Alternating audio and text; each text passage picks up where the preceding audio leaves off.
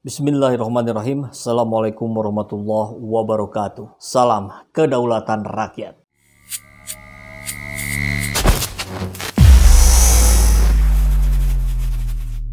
Banyak sekali sahabat semua yang mengingatkan saya, baik melalui Japri maupun di kolom komentar, untuk berhati-hati. Jangan sampai keseleo lidah, lantas dikriminalisasi. Terima kasih sahabat, sudah mengingatkan saya. Dan saya tentu akan berhati-hati. Mohon juga terus untuk diingatkan. Tapi, kalau sekedar menimbang-nimbang, mengukur diri, rasanya sih, saya siapa ya?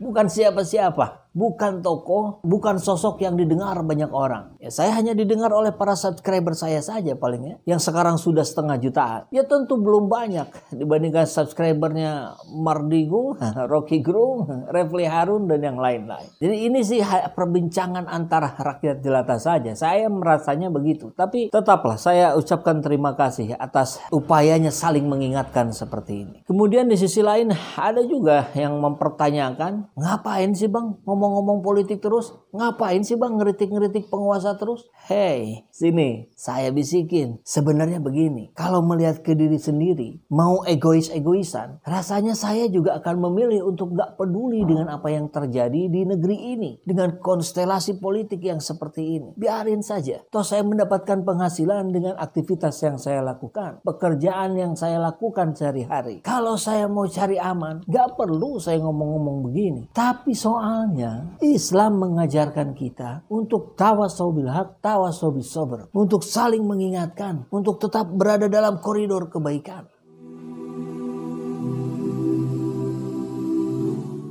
Dan kalau benar ini katanya negara demokrasi, maka partisipasi aktif rakyat yang justru harus muncul. Kedaulatan ada di tangan rakyat. Ya kita manfaatkan ini. Begitu ya. Nasihat pada saya untuk sudahlah, nggak usah ngomong-ngomong yang begitu. Fokus saja jalani hidup dengan tenang. Nah ini, saya mesti bisikin yang kedua kalinya ini. Nasihat itu sedikit terdengar bijak. Tapi begini. Ingat saat BBM naik, tarif dasar listrik naik. Bahkan kemarin minyak goreng naik. Padahal kita penghasil minyak terbesar di dunia, minyak kelapa sawit. Tapi kendalinya ada di Malaysia. Kenapa nggak ada di kita?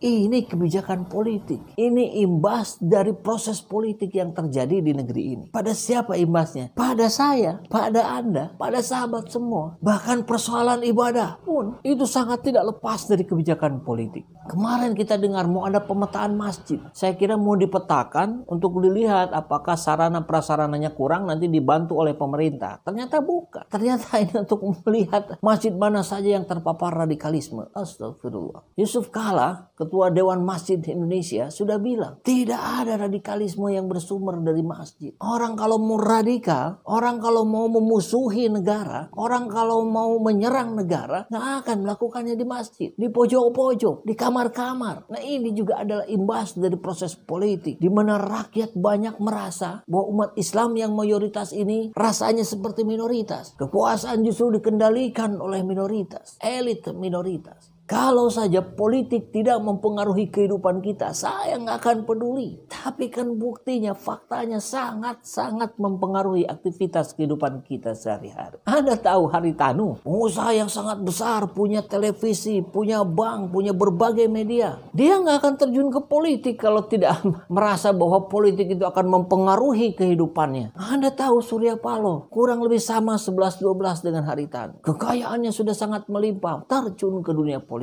Masih ingat tentu kita dengan bisnis PCR. Siapa yang bikin kebijakan? Siapa yang diuntungkan? Ini proses politik. Masih ingat barangkali beberapa tempo ke belakang, sebelum harga minyak goreng mahal dan langka, itu ada wacana untuk menghilangkan minyak curah. Ini sebuah rangkaian. Saat pengusaha bilang harga minyak goreng naik karena harga CPO dunia naik. Tapi tahu barang mana yang dijual saat harga naik itu? Barang lama itu. Mereka sudah menanggung keuntungan. Anggap selisihnya 5.000 kenaikannya. Kali 100 juta orang yang pakai di seluruh Indonesia. Anggap 1 liter dipakai 2 hari. Pengusaha itu sudah dapat keuntungan 500 miliar. Kali sebulan 7,5 triliun. Hanya 1 bulan. Luar biasa. Sementara kita atau sebagian dari kita bilang nggak peduli dengan politik, tapi hidup kita makin tercekik. Apa mau begini terus? Kalau Anda nggak mau peduli dengan politik, Anda nggak boleh ngeluh minyak goreng mahal. Anda nggak boleh ngeluh ibadah persempit geraknya. Maka dari itu, saya kira kita, terutama umat muslim, tentu harus bergerak seperti sebuah sapu lidi. Berjamaah, mengikatkan dalam satu kekuatan. Karena kalau kita tidak bersatu, terpisah-pisah, maka satu lidi akan mudah patah. Tapi dengan bersatu, dia akan membersihkan sampah. Kalau tercerai-berai, dia menjadi sampah. Soalan lain yang mungkin tapi tidak tepat sepertinya di sini, tapi perlu saya sampaikan juga. Dulu Sinovac dibilang cuma 2 kali vaksin. Lalu sekarang jadi 3. Mungkin nggak nanti jadi 4? Mungkin nggak nanti jadi 5 kali vaksin? Nggak, maksud saya kenapa itu tidak menjadi problem buat kita juga? Dulu saya ingat loh, kalau tidak salah sekitar 1 tahun yang lalu ketika ditandatangani pembelian Sinovac itu, walaupun saat pembelian dan penggunaan belum mendapatkan rekomendasi dari WHO, dikatakan 2 kali suntik. Lalu sekarang dengan seenaknya saja mereka kan 3 kali. Karena sudah 2 kali suntik, tanggung kalau tidak 3 kali, kita beli lagi 270 juta dosis misalnya. Lalu karena sudah 3 kali suntik dan mereka minta 4 kali, nggak mungkin lagi kita tunda, kita beli lagi 4 kali. Itu maksudnya saya juga butuh penjelasan ini. Sebenarnya kontraknya dengan Sinovac saat itu seperti apa sih? 2 atau 3 kali? Berapa sih Pak harga PCR yang sesungguhnya? PCR itu kan satu alat mekanisme untuk pemeriksaan COVID ya saat ini. Komponennya itu ada mesinnya, ya ada reagennya. Kalau reagen di PCR harganya puluhan ribu betul? Betul, bahkan sampai ada yang 100 ribu juga. Baik, jadi kalau seandainya kita bicara satu saja untuk PCR, harusnya nggak nyampe 100 ribu pun bisa, harusnya. Mau dibuat 10 ribu juga bisa. PCR? Bisa.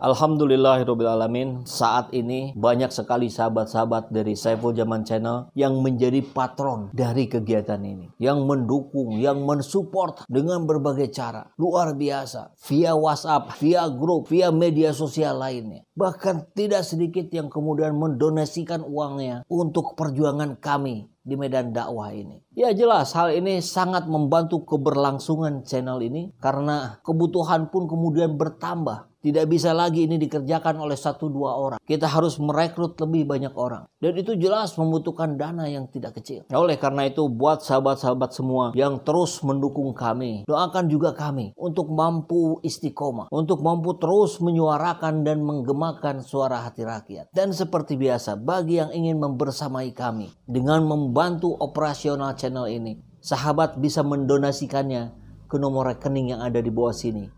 dan silakan untuk mengkonfirmasikannya ke nomor yang ada di sini.